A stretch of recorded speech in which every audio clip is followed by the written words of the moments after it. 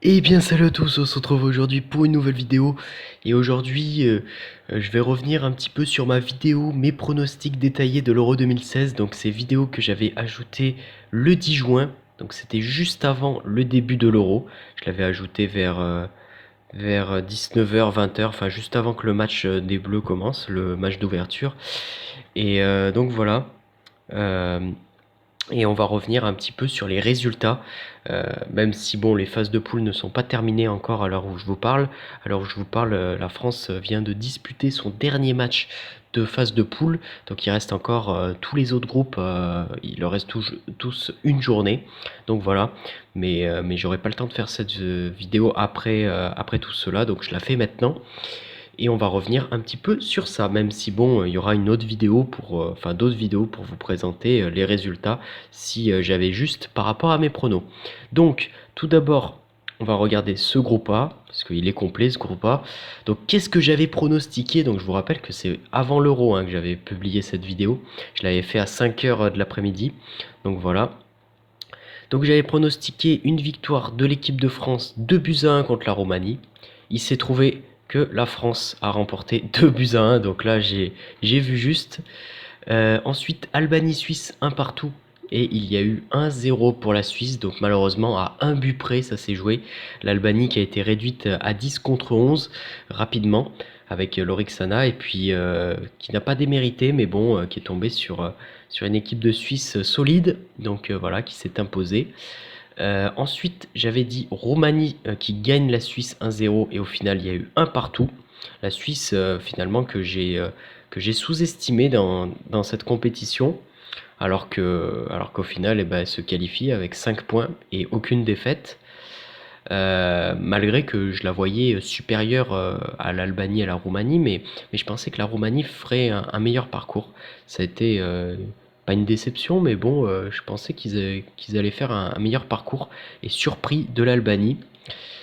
Donc ensuite, France qui gagne l'Albanie 2-0, ça s'est vérifié, ça a été 2-0. Donc pour l'instant, au niveau des Bleus, il n'y a pas de souci. Ensuite, Roumanie-Albanie, match nul, un partout. Et il y a eu finalement victoire de l'Albanie. J'ai regardé le match en double fil, c'était hier soir, enfin ce soir, là ça s'est fini il y a 1 heure à peu près. Là je vous fais cette vidéo un petit peu le soir. Donc voilà, et au final c'est l'Albanie qui s'est imposée. Je suis désolé s'il y a un petit bruit d'ordi de fond là, c'est mon ordi qui surchauffe un petit peu en ce moment, qui s'éteint souvent et ça me fait un peu chier là parce que c'est bizarre, des fois il s'éteint tout seul l'ordi, donc j'espère qu'il va pas s'éteindre pendant l'enregistrement. Enfin bon bref, parce que des fois je recommence tout depuis le début, je fais plusieurs fois, bref. Donc l'Albanie qui s'est imposée, j'ai vu que la Roumanie avait fait un tiré sur le poteau et puis ils ont eu quelques occasions.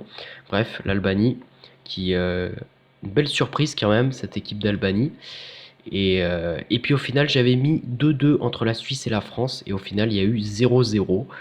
Il y aurait pu aussi avoir 2-2 parce qu'il y a eu quand même des occasions avec deux barres des Français, une super reprise de Payet et puis une frappe de Pogba sur la barre. Et puis une première mi-temps avec les Suisses qui ont eu deux trois occasions. Donc voilà, mais sinon un match assez équilibré avec à mon sens un arbitrage pas super bon, que ça soit du côté suisse ou que ça soit du côté français, parce qu'il y a eu pas mal de tirages de maillots, il y a eu pas mal de jaunes qui n'ont pas été sifflés, et puis il faut l'avouer aussi, un penalty qui aurait pu être sifflé pour les Suisses dans le temps additionnel. Donc voilà, ça nous donne que au final c'était match nul aussi, mais c'est vrai que je pensais qu'il y ait plus de buts dans cet euro, et au final dans cet euro il n'y a pas eu énormément de buts. Donc voilà, je pensais qu'il y aurait plus de buts et c'est vrai que c'est ce qu'on peut noter dans cet euro.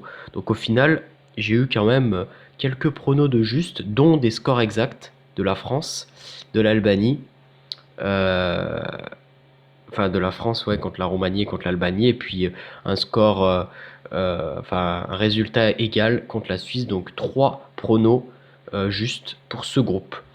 On va passer au deuxième groupe maintenant, s'il veut bien. Alors c'est où? Voilà, le groupe B. Ah oui, tout d'abord, la France, du coup, qui se qualifie, qui est premier. Après, c'est vrai que normalement, ouais, voilà, l'ordre, c'était la Suisse deuxième. Alors que là, j'avais mis la Roumanie. Je pensais que la Roumanie ferait un plus beau parcours. Bon, je me suis trompé. Je suis pas devin non plus, hein, mais c'est vrai que cet euro, il est très très dur à pronostiquer. D'habitude, j'ai beaucoup plus de résultats justes, probables par rapport à ce que je pronostique. Et là, c'est vrai il y en a eu un peu moins, mais bon. Après, voilà, hein, à se mouiller, bah, on peut perdre. Bref, donc Galles contre Slovaquie. J'ai pronostiqué pas le résultat juste, mais enfin pas le score exact juste, mais le résultat juste. Il y a eu 2 buts à 1 en vrai. Voilà, je vous ai dit, il y a moins de buts dans cet euro que ce que je pensais. Donc voilà, mais même si c'est un résultat avec le même nombre de buts d'écart. Ensuite, égalité entre Angleterre et Suisse, alors que j'avais pronostiqué une victoire de l'Angleterre. Voilà, ça s'est joué à un but. Là, la surprise, parce que bon, là, Angleterre, ça, on aurait pu le prévoir. Enfin, du moins prévoir. Là, c'était juste quoi, 1-1, 2-1, bon, bref. Par contre, là, la surprise, c'est la Slovaquie qui s'est imposée du côté contre la Russie en marquant 2 buts à 1. Vous allez voir, voilà, 2 buts à 1. Ça a été quand même la grosse surprise. Je pensais pas ça. Ensuite, Angleterre contre Pays de Galles, j'ai eu juste, même si bon, il y a eu un but de Gareth Bale. Mais voilà, sinon le score enfin le résultat était bon. Donc voilà, ça me fait 2 résultats corrects sur cette poule, en attendant les 2 derniers matchs, en sachant que les 2 derniers matchs, Russie-Pays de Galles, j'avais pronostiqué match nul, et Slovaquie-Angleterre, j'avais pronostiqué une victoire surprise de la Slovaquie, ce qui a amené la Slovaquie avec 3 points. Je pensais que la Slovaquie allait avoir 3 points dans cette poule. Or, ils ont déjà eu les 3 points. Mais c'était pas ce que je pensais, donc du coup peut-être qu'au final l'Angleterre va s'imposer, puisque j'avais vu l'Angleterre finir leader avec 6 points. Là ça serait 7 points. Donc voilà, qu'au final peut-être que l'Angleterre va s'imposer contre la Slovaquie. Enfin bon, bref, passons à une nouvelle poule, la poule C, avec tout d'abord la Pologne. Alors attendez, je vais mettre à jour, voilà. La Pologne contre l'Irlande du Nord, j'avais pronostiqué juste, puisque c'est le même résultat. Enfin, le résultat est bon. Victoire de la Pologne, mais comme je vous ai dit, il y a moins de buts dans cet euro. Allemagne-Ukraine 2-0, j'avais mis 3-0. Voilà, ça s'est joué à un but d'écart, même si le match réel a été un peu plus serré. Ukraine-Irlande du Nord, là c'est la grosse surprise parce que j'avais misé 2-1, je pensais une victoire de l'Ukraine, et au final pas du tout, ça a été la victoire de l'Irlande du Nord 2-0. Et puis là aussi, Allemagne-Pologne 0-0, alors que j'avais pronostiqué une victoire de l'Allemagne. Et puis enfin, les 2 derniers matchs qui n'ont pas encore été joués, où là je pronostique une victoire de la Pologne 2-0, et puis une victoire de l'Allemagne 2 buts à 1, donc on verra bien ce que ça donnera en vrai. Toujours est-il que pour l'instant, j'ai 1 et 2 pronos corrects, enfin des résultats justes, c'est pas forcément les scores exacts, mais les résultats sont justes, donc encore 2. J'en ai minimum 2 par poule. Vous allez voir, j'ai au minimum 2 par poule en attendant les 2 derniers matchs. Et puis vous voyez que du coup, c'est assez serré quand même entre les 3 premiers, puisque l'Irlande du Nord crée la sensation en battant l'Ukraine. C'était à Dessine du côté du Parc OL. Donc on va poursuivre avec le groupe D. J'avais pronostiqué un match nul entre la Turquie et la Croatie. Et au final, ça a été une victoire courte de la Croatie avec un très beau but de Modric. 1-0 finalement. Donc voilà, comme je vous l'ai dit, peu de buts dans cet euro. Victoire 1-0 de l'Espagne contre Tchèque. J'avais pronostiqué 3-0. Malheureusement, voilà, je pensais plus de buts pour l'Espagne. Victoire de la Croatie contre la République tchèque. Au final, il y a eu match nul. Les Tchèques qui ont égalisé à la dernière minute, quand même, ça, je pouvais pas le pronostiquer. Mais j'avais le bon pronostic hein, jusqu'à la 89e minute. Et puis bon, ils ont égalisé dans le temps additionnel. L'Espagne qui s'impose 3-0 contre la Turquie. Alors que moi, j'avais pronostiqué 2-0. Donc c'est quand même le bon résultat.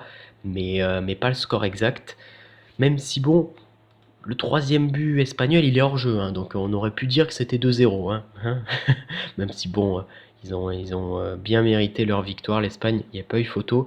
Franchement, c'est l'un des seuls matchs où il y a eu une nette différence entre une équipe et l'autre.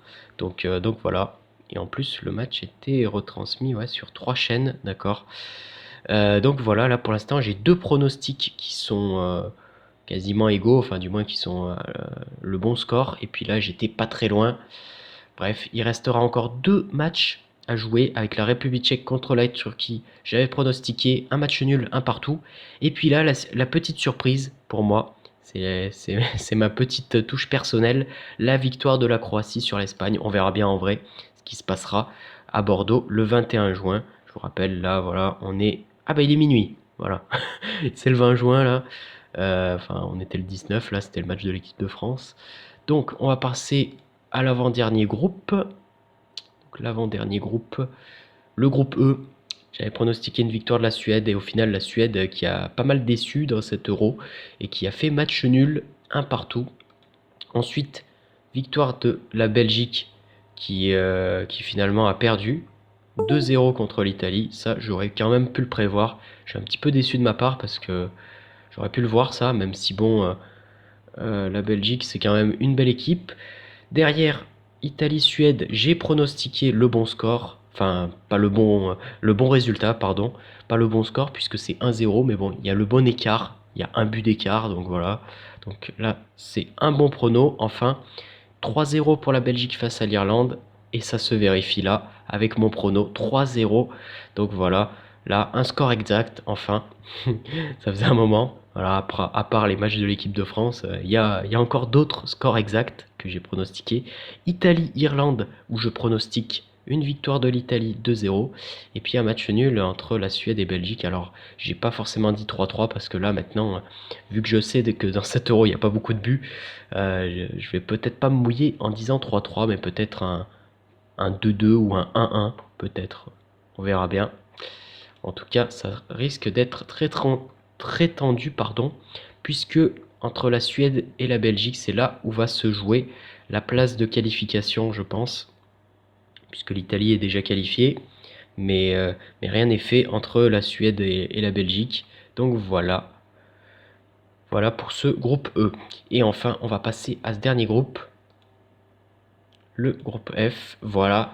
Avec Autriche-Hongrie, là, il y a eu une petite surprise, puisque c'est l'Hongrie qui s'est imposée 2-0. Ils partaient peut-être pas favoris sur le papier, mais au final, eh ben, ils sont leaders, les Hongrois.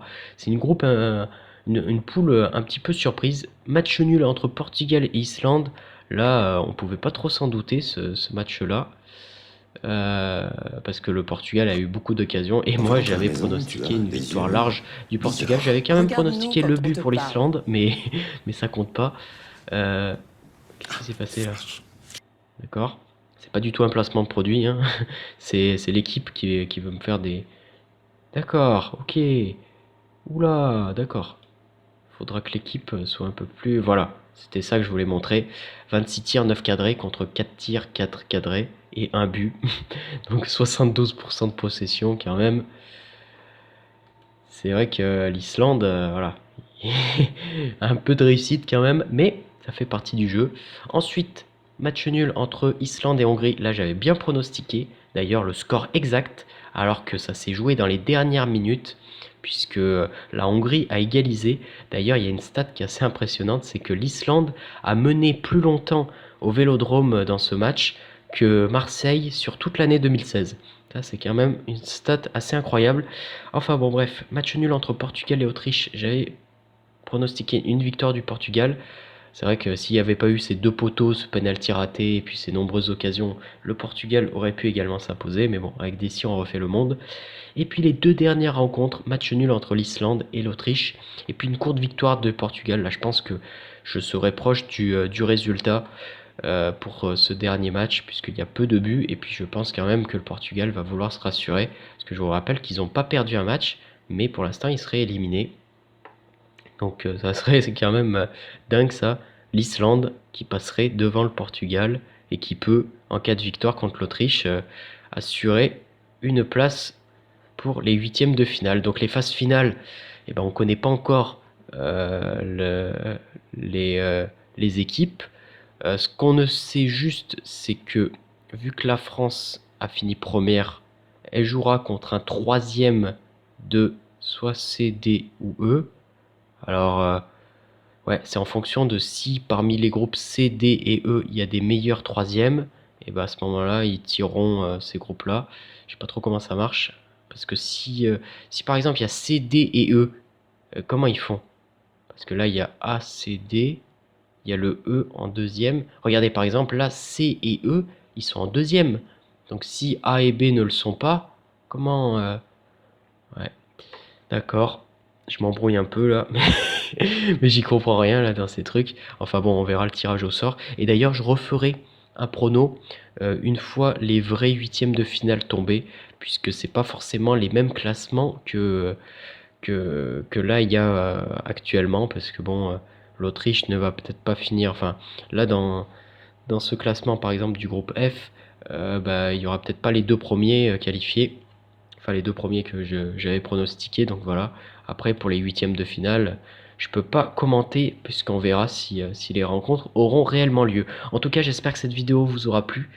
Donc voilà, je ferai une petite vidéo pour voir ouais, les pronos, la suite, et puis pour voir aussi en fonction des autres matchs qui a lieu, parce qu'il y a encore d'autres matchs dans les poules qui restent à venir, donc voilà, pour voir si j'ai d'autres pronos justes. En tout cas, c'est intéressant de faire ça pour faire un petit retour dans le passé, pour voir si avant la réalité, eh ben, on avait visionné l'avenir. Donc voilà, ça c'est assez marrant. T'es venu du futur ou quoi? Il y a plein de pronos justes. Bon, pas tous, hein, quand même. Il y a à peu près, voilà, il y a à peu près 2 à 3 pronos par poule, sachant que dans le groupe A, il y en a 3 qui sont justes, et dans tous les autres groupes, il y en a au moins 2 qui sont justes. Donc voilà. Après, il reste encore des matchs à jouer dans tous ces groupes. Il reste 2 matchs dans chaque poule, donc peut-être potentiellement d'autres points à avoir, mais vu que dans chaque groupe, il y a combien? Il y a 6 matchs. Ouais, c'est ça, hein, vu qu'il y a 3 journées, ouais, il y a forcément 6 matchs. Donc ça fait que j'ai 50% des résultats justes à peu près dans le tournoi. C'est pas excellent, mais c'est déjà pas mal, hein, parce que cet euro, il est pas facile, hein, il est vraiment pas facile.